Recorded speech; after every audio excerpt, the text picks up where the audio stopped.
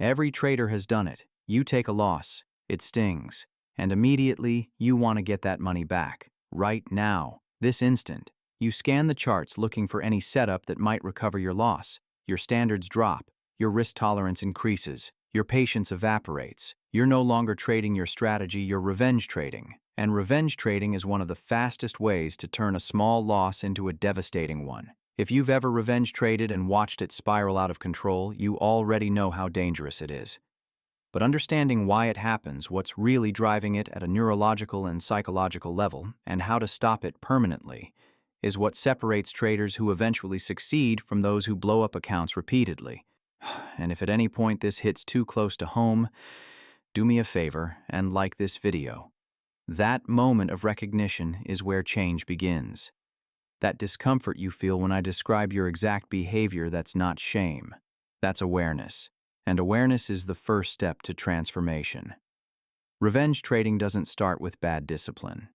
It starts with a fundamental misunderstanding of what a loss means. Most traders view a loss as failure. They view it as being wrong. They view it as the market taking something from them. They personalize it. They make it about their intelligence, their skill, their worth as a trader. And when you view losses through that lens, the emotional response is predictable. You want revenge.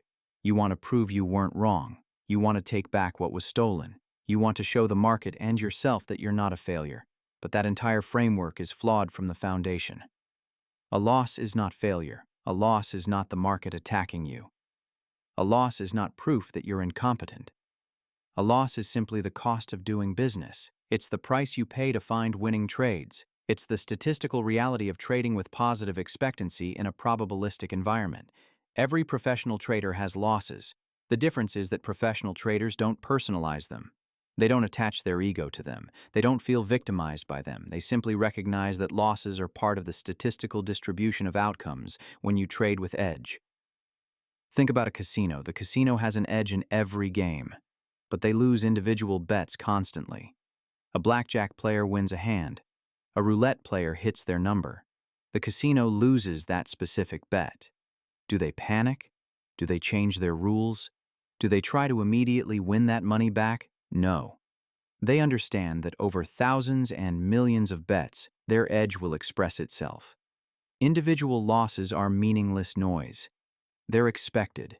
They're built into the business model. Professional traders think exactly like the casino. They have an edge. They know that edge will produce wins and losses. The individual loss means nothing. It's just part of the process, but amateur traders think like gamblers at the casino. They need each individual bet to win. When it doesn't, they feel wronged. They chase. They increase bet size. They make desperate decisions. And the house the market takes their money systematically. When you take a loss personally, you trigger your brain's threat response. Your amygdala activates. This is the primitive part of your brain responsible for detecting threats and triggering survival responses. Cortisol floods your system, the stress hormone that prepares your body for fight or flight. Your prefrontal cortex, the rational part of your brain responsible for planning, decision-making, and impulse control, goes offline. You're now operating from your primitive brain, which only knows fight or flight.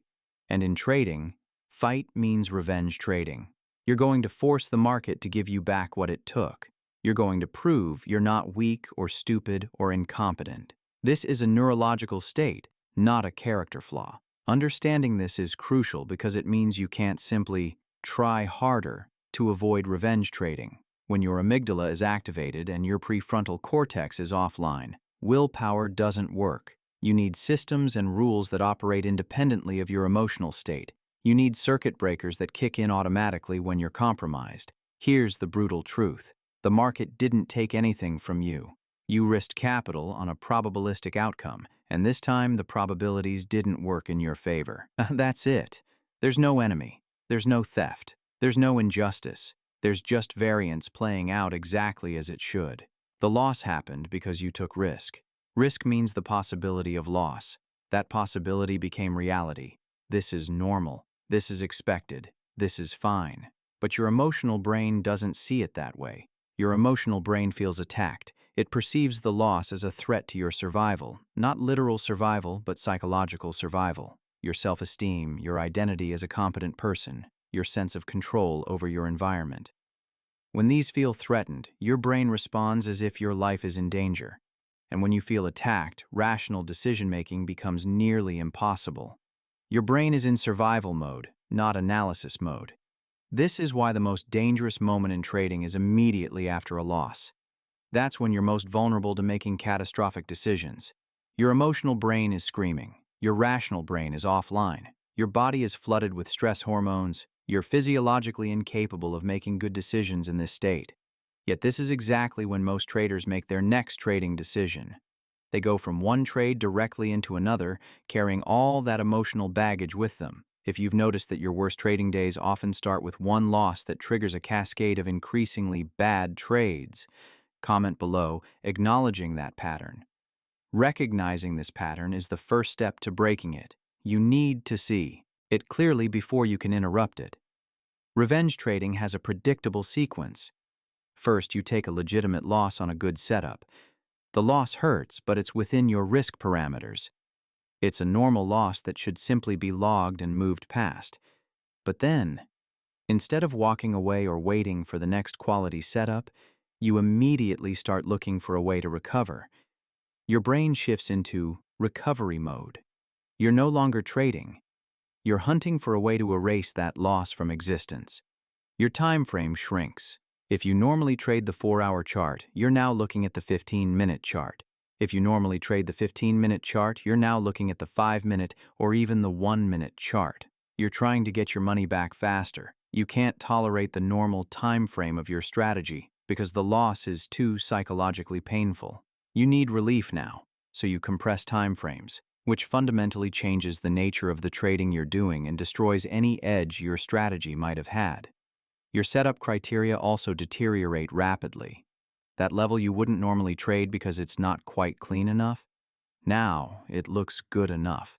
That entry you'd normally pass on because the risk-reward isn't ideal, now it's acceptable. You're not following your strategy anymore, you're following your emotions. You're in pain, and you're looking for any action that might relieve that pain. It's the same mechanism as an addict looking for their next fix.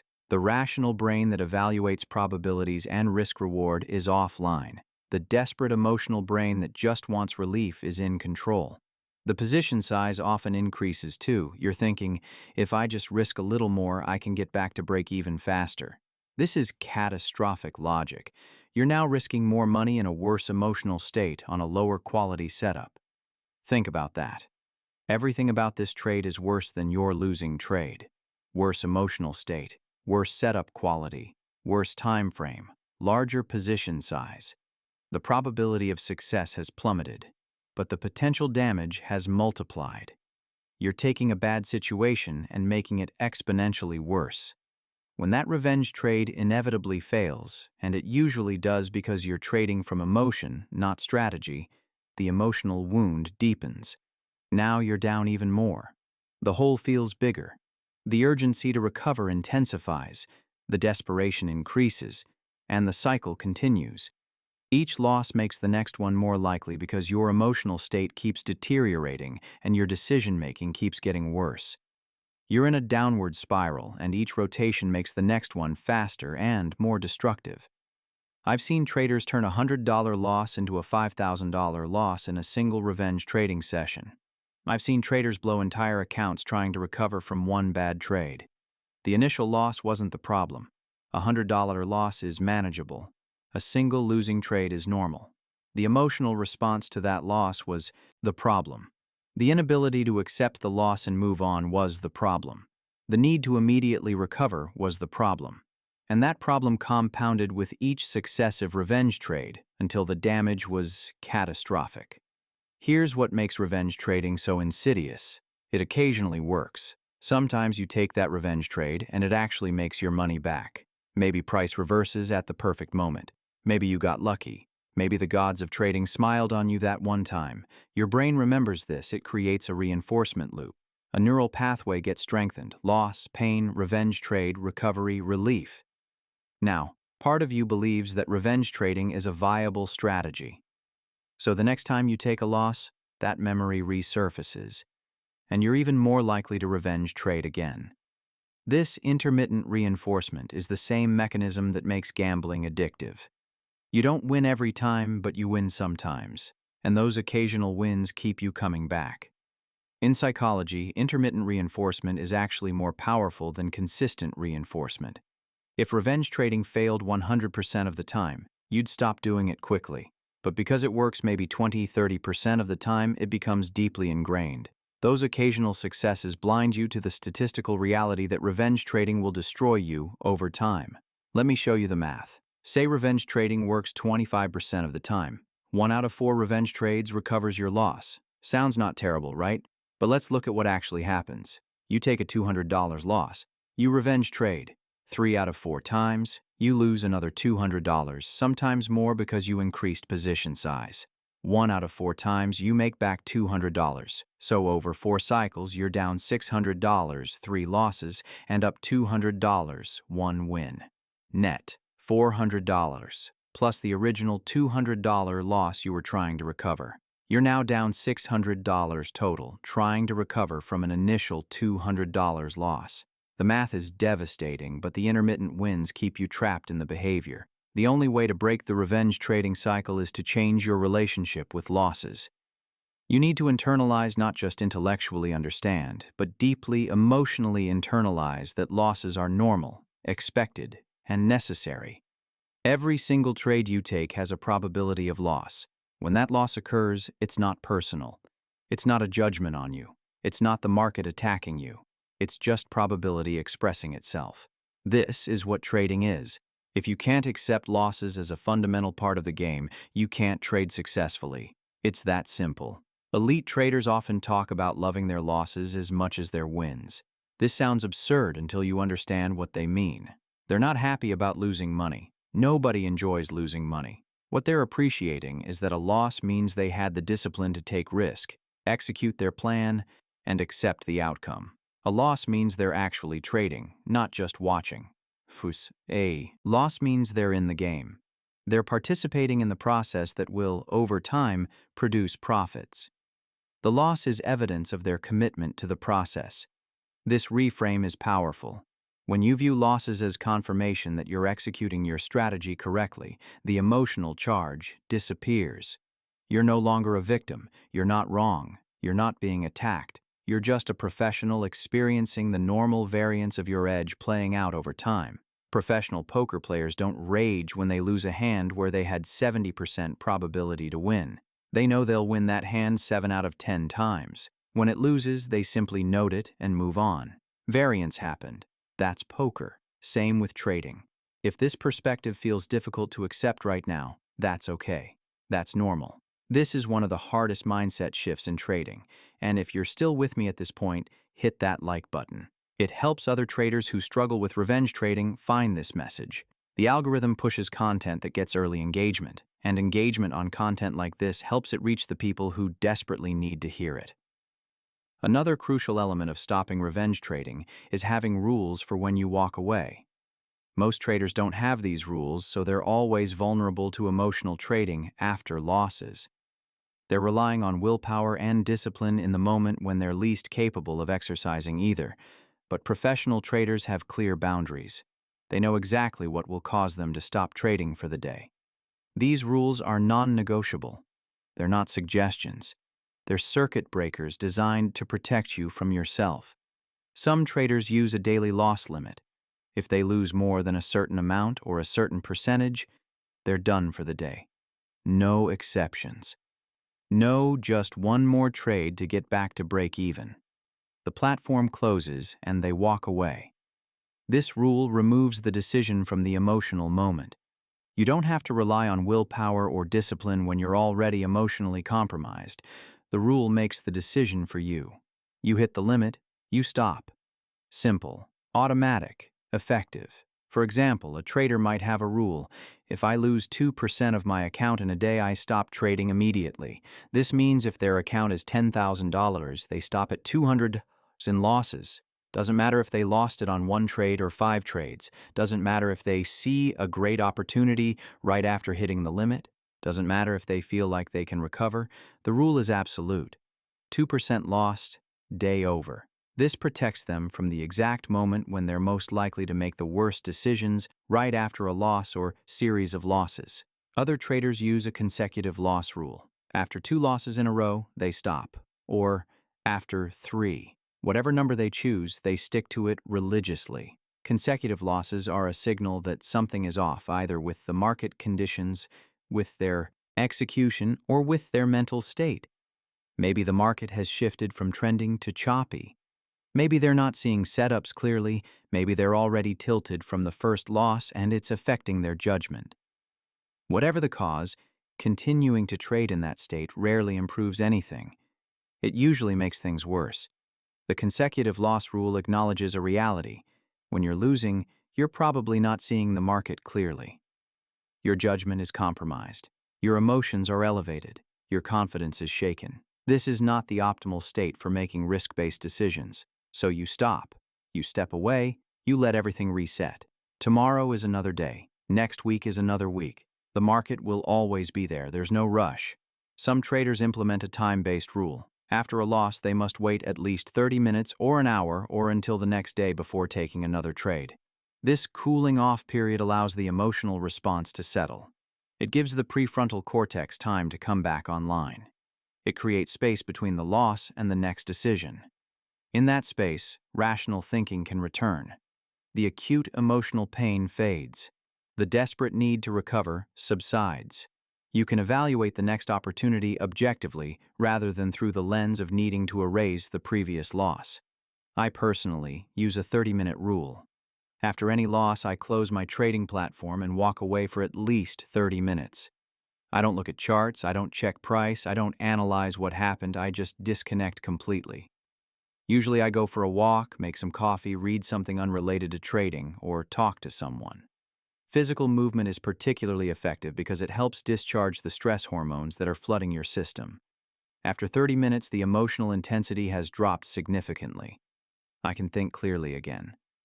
I can evaluate whether there are any genuine opportunities or whether I was just looking for revenge. Almost always, the opportunity I saw immediately after the loss looks far less appealing after 30 minutes of cooling off. The specific rule doesn't matter as much as having a rule and following it. Without these boundaries, you're relying on your emotional state to make good decisions, and your emotional state after a loss is precisely when it's least reliable. These rules are like guardrails on a mountain road. When conditions are good, you don't need them. But when conditions deteriorate, when it's dark, foggy, slippery, the guardrails prevent you from driving off a cliff. Your emotional state after losses is dark, foggy, and slippery. You need guardrails. Revenge trading also reveals something deeper about how you view trading. If you feel the need to revenge trade, you're probably viewing trading as a short-term, trade-by-trade activity. You're measuring success by individual trades instead of by long-term statistical outcomes. This perspective makes every loss feel significant because each trade carries enormous weight. It feels like that one loss matters. It feels like you need to recover from it immediately. It feels urgent. But professional traders don't think in terms of individual trades. They think in terms of series of trades. They know that over 100 trades, their edge will express itself. But over 1 trade or 5 trades or even 20 trades, anything can happen. Randomness dominates in small samples. Edge dominates in large samples.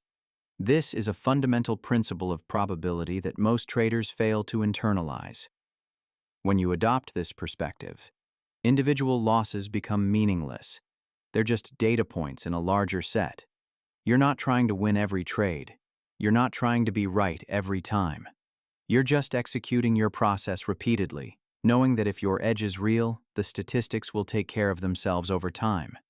This removes the emotional charge from losses because they're just expected variance in the distribution of outcomes. Some trades win, some lose, and over sufficient sample size, you're profitable. That's it. Let me give you an analogy. Imagine you're flipping a weighted coin that lands on heads 60% of the time. You win $100 on heads, lose $50 on tails. Over 1,000 flips, you'll make a fortune. Your edge is massive. But in any series of 10 flips, you might get 6 tails and 4 heads. You'd be down $100 on those 10 flips despite having a huge edge. Do you rage at the coin? Do you need to immediately flip it again to recover? Of course not. You understand that 10 flips is too small a sample. You keep flipping, knowing the math will work out. Trading is identical. Your strategy might have a strong edge, but in any small sample you can lose. You can have 5 losses in a row with a strategy that wins 60% of the time. It's normal. It's expected. It's variance. Revenge trading is like raging at the weighted coin after 3 tails in a row. You're responding emotionally to normal statistical variance. You're making the mistake of thinking small samples are meaningful when they're not. Another psychological factor in revenge trading is ego protection. Many traders tie their self-worth to their trading results. When they take a loss, it feels like a reflection on their intelligence, their skill, or their value as a person. This is a catastrophic psychological error, but it's extremely common.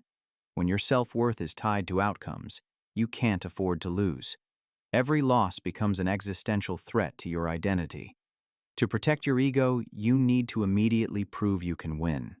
You need to demonstrate to yourself and maybe to others that you're not a failure. This ego attachment is devastating in trading. Your self-worth cannot be determined by your trading results.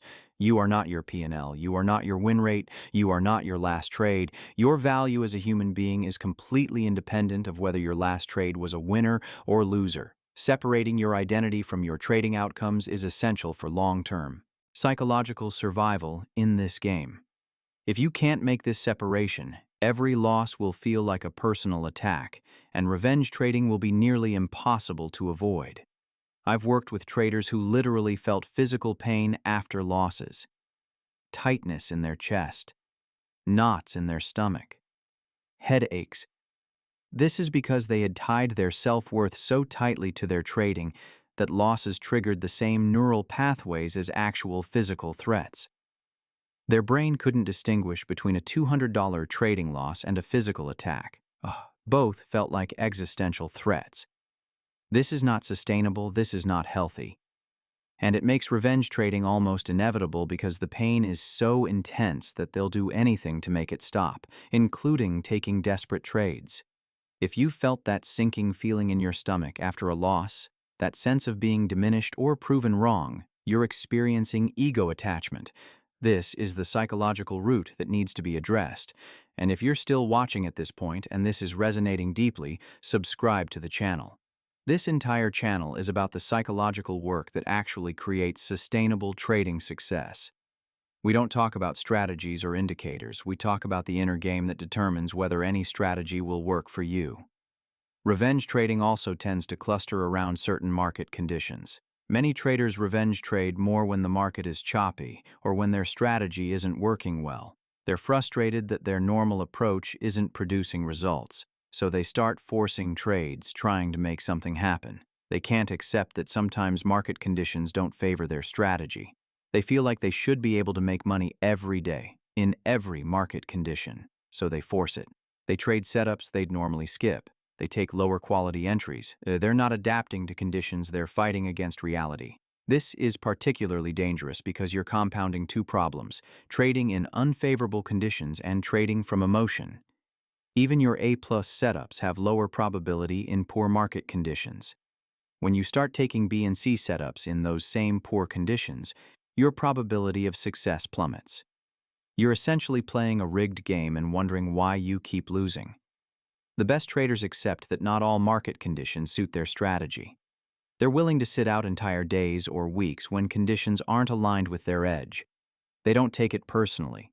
They don't feel compelled to make money every day. They wait. And that patience is what separates professionals from gamblers. Professionals understand that capital preservation during unfavorable conditions is just as important as capital growth during favorable conditions. One practical technique for preventing revenge trading is journaling immediately after a loss. Before you take another trade, you write down what happened, how you're feeling, and what you're thinking about doing next. This simple act of writing creates awareness. It forces you to slow down. It engages your rational brain. And often, in the process of writing, you realize that your next intended trade is revenge trading, not strategy-based trading. The journal entry doesn't have to be long or elaborate. 10:45 a.m. Took a loss on EUR USD 150s. feeling frustrated and want to get it back immediately. Thinking about taking a setup on GBP USD that doesn't quite meet my criteria. Recognizing this as revenge trading. Closing platform for 30 minutes per my rules. That's enough. You've created awareness, named the emotion, identified the revenge impulse, and implemented your cooling off protocol. This simple process can save you thousands of dollars. The act of writing bypasses the emotional hijacking that happens after losses. When you're caught in the emotional wave, you can't think clearly. But when you force yourself to write, you activate different neural pathways. You shift from emotional processing to analytical processing. The simple question, am I revenge trading right now, is often enough to break the spell. If you have to ask the question, the answer is probably yes. Another layer to revenge trading is the sunk cost fallacy. You've already lost money. You've already spent time on that analysis. You've already committed emotional energy. Your brain tells you that you need to keep going to make all that investment worthwhile. But this is flawed thinking. The money is already gone. The time is already spent. The emotion is already expended. Throwing more resources at a bad situation doesn't recover what you've lost. It just increases the total loss. This is like staying in a bad movie because you already paid for the ticket. The ticket cost is gone, whether you stay or leave. The rational decision is, will staying make my experience better? If no, leave. Same with trading. The loss is already realized. The rational decision is, will taking another trade right now, in my current emotional state, improve my outcomes? Almost always the answer is no. But the sunk cost fallacy makes you feel like you need to keep going. Elite traders are ruthless about cutting their losses, both financial and emotional. They don't care what they've already invested. They don't think about sunk costs. They only care about what the optimal decision is right now, based on current information and their current state. This forward-looking perspective prevents them from falling into the revenge trading trap. They're not trying to recover the past, they're trying to optimize the future. At this point, ask yourself honestly, how many times has revenge trading actually helped me? How many times have I recovered my loss cleanly and felt good about it, versus how many times has it made things worse? Be brutally honest. Most traders, if they're truthful, will realize that revenge trading makes things worse far more often than it helps. Maybe it works 20% of the time. Maybe 30% if you're lucky, but 70–80% of the time it turns a manageable loss into a disaster. The hard truth is that revenge trading feels necessary in the moment, but it's never the right decision. Never. There is no market condition, no loss size, no emotional state that justifies revenge trading. It's always destructive. It always increases risk. It always decreases the quality of your decision-making. The only reason it feels necessary is because your emotional brain has hijacked your rational brain. Your amygdala is in control, and the amygdala doesn't understand probability, risk management, or long-term thinking. It only understands immediate threat and immediate response. Breaking the revenge trading habit requires building new neural pathways. Every time you take a loss and don't revenge trade, you're strengthening your discipline. You're teaching your brain that losses don't require immediate action. You're creating a new automatic response. Loss, acknowledgement, pause, move on. This pathway won't form overnight. Your old pathway, loss, pain, revenge trade, has been reinforced potentially hundreds of times. It's deeply grooved into your neural architecture. You need repetition to build the new pathway stronger than the old one. Think of it like creating a path through a forest. The old revenge trading path is a wide, well-worn trail. It's easy to find, it's easy to follow. Your feet naturally go there. The new path, loss, pause, move on, doesn't exist yet. You need to forge it. The first few times it's hard. You're pushing through brush. You're uncertain. But each time you take that new path, it gets a little clearer, a little easier. Meanwhile, the old path, unused, slowly gets overgrown. Eventually, the new path becomes the default. But this takes time and consistent effort. With consistent effort, the urge to revenge trade weakens over time. Eventually, you reach a point where losses don't trigger that emotional cascade anymore. You take the loss, log it, and move on. No drama, no urgency, no revenge. Just professional acceptance of variance. This is the goal. This is what sustainable trading looks like. And every trader who's made it has gone through this exact process of retraining their brain's response to losses. If you struggle with revenge trading and you're committed to changing this pattern, leave a comment saying no more revenge trading. Saying it publicly creates accountability. It makes the commitment real.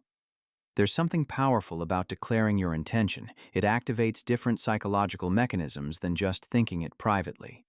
So comment below. Make the declaration. Start building that accountability. The traders who last in this game long-term are the ones who learned to lose gracefully. They don't fight losses. They don't personalize losses. They don't revenge trade after losses. They simply acknowledge the loss, extract any lesson there is to extract, and wait for the next quality opportunity. This calm professionalism is what consistent profitability looks like. It's not exciting. It's not dramatic. It's just systematic acceptance of the reality of trading. Trading is not about being right on every trade. It's about managing risk, executing consistently, and letting your edge play out over time. Revenge trading violates all three of these principles. It increases risk by using larger position sizes or lower quality setups. It abandons consistency by trading from emotion instead of following your process. And it prevents your edge from expressing itself by introducing decisions that aren't based on your edge at all, they're based on pain avoidance. If you can eliminate revenge trading from your approach, your results will improve dramatically. This single change, learning to accept losses and move on without revenge trading, can be the difference between long-term profitability and perpetual struggle. It's that important. Most traders never make this change. They revenge trade for years, wondering why they can't get consistent. The answer is staring them in the face. They're sabotaging themselves every time they lose. This is Trader's Metal Edge, where we address the psychological obstacles that actually prevent trading success. If this video helped you understand revenge trading differently and gave you practical tools to stop it, subscribe for more content that focuses on the mental game of trading. Revenge trading destroys accounts. Disciplined acceptance of losses builds them. Once you internalize that truth, your entire trading career changes. You'll still take losses, that's inevitable, but those losses will stay small, manageable, and contained. They won't spiral into catastrophic drawdowns, and that difference, that ability to lose small and controlled, is often the only difference between profitable traders and those who never make it.